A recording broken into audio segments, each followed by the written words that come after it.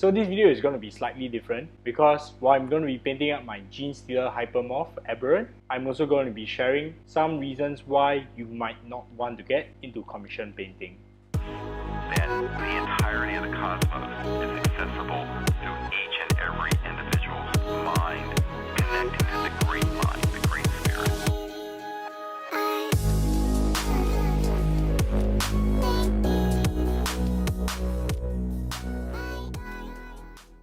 Welcome back to the channel, collectors. So we're generally getting our video tempos up and establishing a regular posting frequency of about 1 to 2 videos a week. So you might want to subscribe to our channel to see regular videos such as these. Before I start talking about today's topic, why don't you just give us a like and subscribe for today's class fee so that we can begin painting up my Aberrant Hypermorph to a display standard, or I'll be sharing with you some tips and reasons why you might not want to get into commission painting from a person who has done commission painting for the past 4 to 5 years. So as a commission painter for the past 4 to 5 years, of course it's been really fun. There are some benefits to being a commission painter, no doubt about that, because who wouldn't like to get money by doing the things they absolutely love? If that's something that you subscribe to, all respect to you, and this video is not meant to judge anybody out there. It's just some of the lessons that I've learned in my journey, and I'd like to share with everybody as a little bit of a cautionary tale so that you know what you're getting into before you start getting into commission painting. So before I start painting the Hypermorph, I'm going to share with you guys in summary 4 points that I feel sum up my feelings about why commission painting might be detrimental to your miniature painting journey. And maybe if you are really looking to improve on your miniature painting journey, commission painting isn't for you. So the 4 points are: firstly, commission painting focuses on speed and not learning. The second point is something very important, which is commission painting focuses on predictability, which is both time and quality. Thirdly, one of the most painful lessons that I learned about commission painting is you gotta learn how to let go of your work. Sometimes you really paint something, spend a lot of time on it, but sadly you just have to let go of your work, and that's something that every single commission painter needs to live with. And lastly, this is something every commission painter would feel, is that because commission painting fundamentally is a job, you have to dedicate some time to it, and this takes away time you might otherwise would paint your own interests and your own figurines. So without further ado, I'm going to start painting my Gene Stealer Hypermorph, and there are a ton of colors there. I might just list them right here. There are a lot of colors that you can just see them over here. Otherwise, let's start painting the Gene Stealer Hypermorph right now. Okay, so the first point is commission painting focuses on speed and not understanding. This is something that's very important, and while I paint up this Gene Stealer Hypermorph, I'd like to share with you guys some pointers. But this is just not me lamenting about, oh, commission painting is this kind of lifestyle, but more or less I just hope that you guys consider some of these points before you start painting as a full-time commission painter. Because commission painting is all about delivery, and I would assume that you are looking to see whether you can do this semi-part-time or even like as a side gig. But however, even as a side gig, there are still expectations about speed, and because you ultimately still have a timeline to deliver, because let's face it, the client is not going to pay you unlimited money, so you just want to deliver it in a timely fashion. You probably don't have all the time in the world,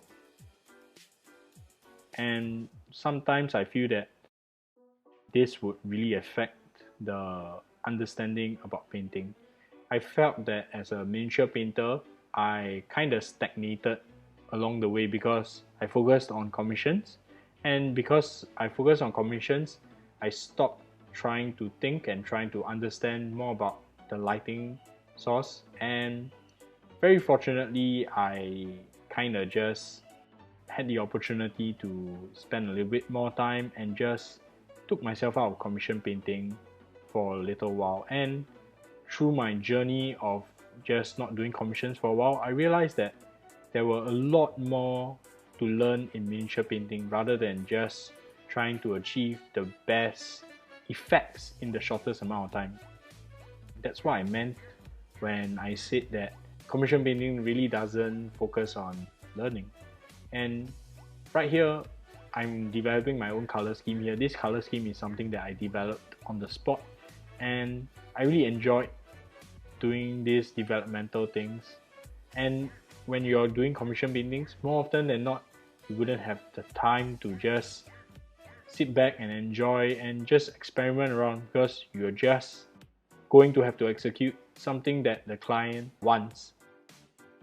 And sometimes that's not what you want to do. Yep.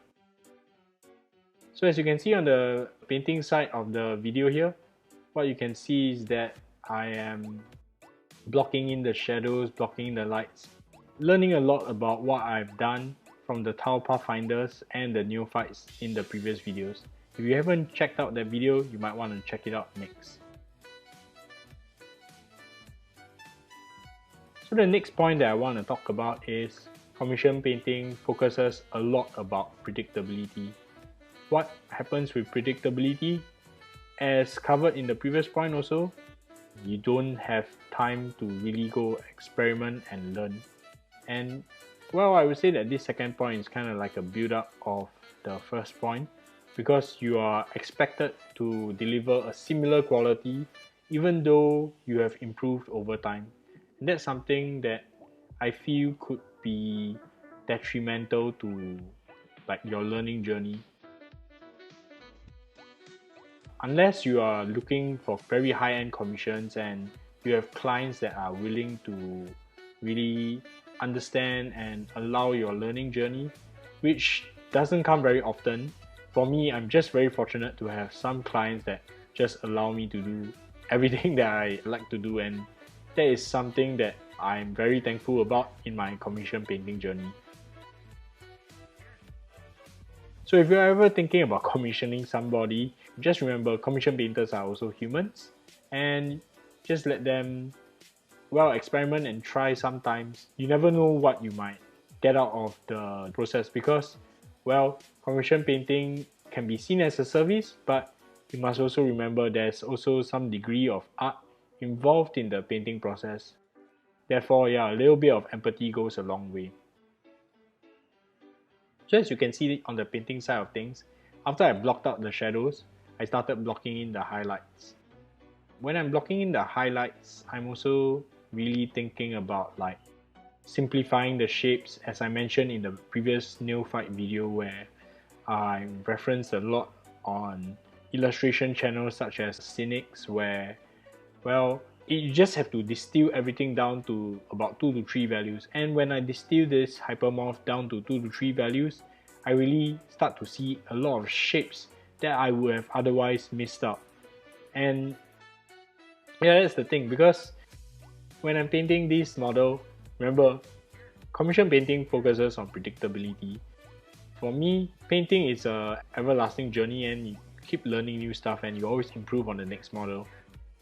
You don't believe me? Just watch my next video where I'm going to be painting up 2 more aberrants, and these 2 aberrants are totally different, and well, if you put them together in the same squad, they would never ever look coherent enough to be, well, tabletop pieces. But for me, I really enjoyed just experimenting with these 3 aberrants, trying out different styles, trying out different thought processes before I paint up the models. So while all of them started with the idea that I wanted to paint all of them in this albino color scheme, I would say that they all turned out very differently and very unpredictably. The next most painful thing about commission painting is you gotta learn how to let go of your work. For me, on this Gene Stealer hypermorph, I would say I spent about a good 1.5 days on this guy. Letting go of this guy to a collector, it's not so much of a big deal because, well, the time spent on the model is about 1.5 days, so that's okay for smaller models. However, when you go onto like bigger projects where they spend maybe 1 to 2 weeks, maybe up to a month or even 2, sometimes it can be a little bit difficult to let go of your miniatures. I would like to say, because at the end of the day, all of us get into commission painting because firstly, we enjoy painting and we enjoy producing art. And that is something that I hope hasn't been beaten out of any of the commission painters out there.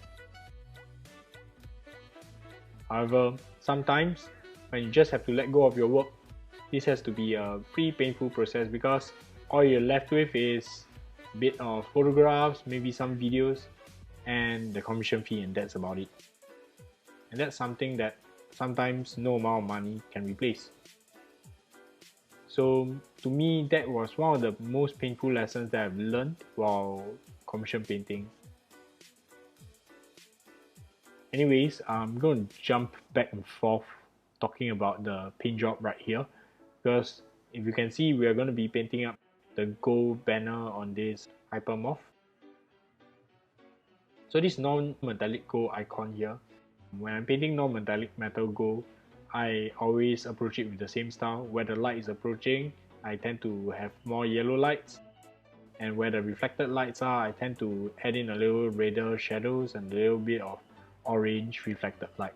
And that is my strategy when I'm painting non-metallic metal gold. As you can see, it looks kind of crap right now.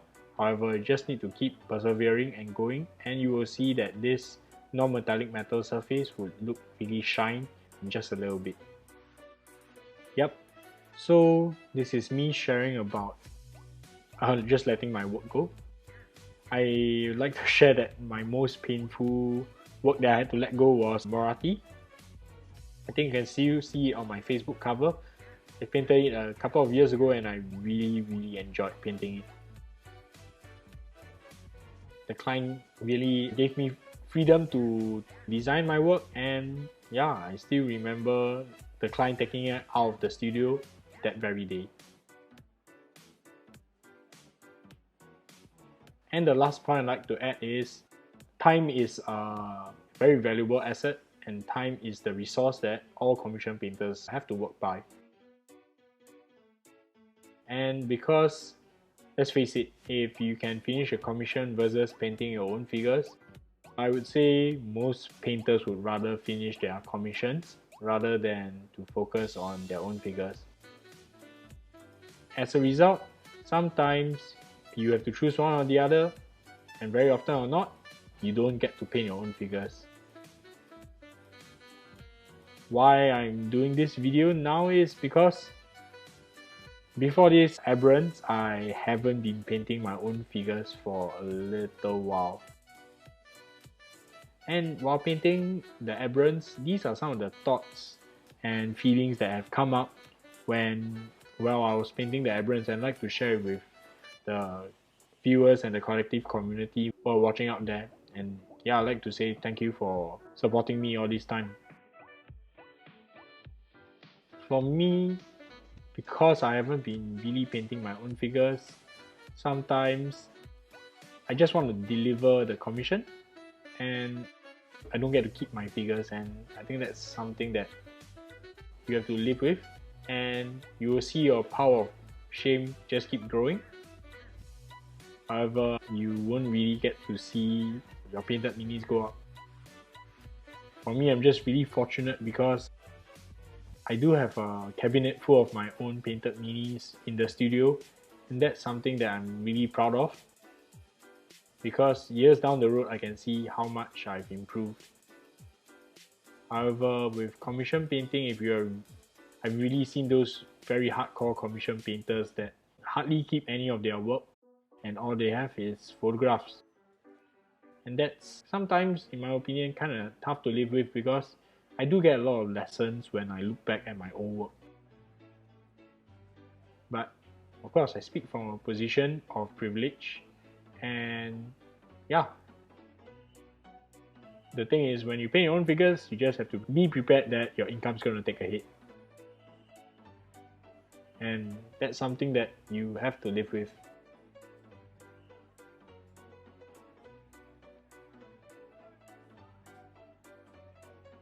So anyway, back to the painting portion on this figure. As you can see, I've applied a lot of my lessons that I've gained from painting the Gene Stealer Neophyte, just really simplifying the shapes. And yeah, painting character models is something that I really enjoy.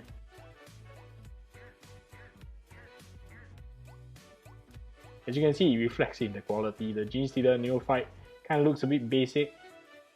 However, if you look at this Gene Stealer Hypermorph, it's looking pretty jacked and looking pretty juiced up. And to me, I don't regret spending the extra time painting this miniature. Even though this was recorded during Chinese New Year, it's a holiday. I enjoyed coming back to the studio and just having a little bit of my own personal time painting a figure that I was really interested in personally.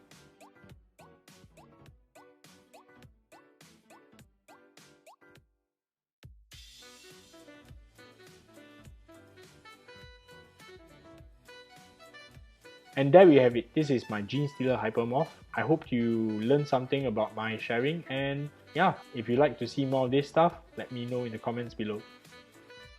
Oh, you're still here? Thanks for watching all the way to the end. So if you like this kind of content and you learn something from it, why not give us a like and subscribe? And drop me a comment and let me know, because this is the first time I'm trying out a format such as this, whether I should cover other topics and other video essays that might be relevant to painters out there. I'd like to thank all my patrons for allowing me to do this. Every single dollar that you give to the Patreon goes back to producing videos such as this. I really love producing videos like these, and I hope you support me in my journey. So why don't you just head on to the Patreon and support our channel even more directly. In any case, I'd like to thank you for watching all the way to the end, and I'll see you in the next video. See you.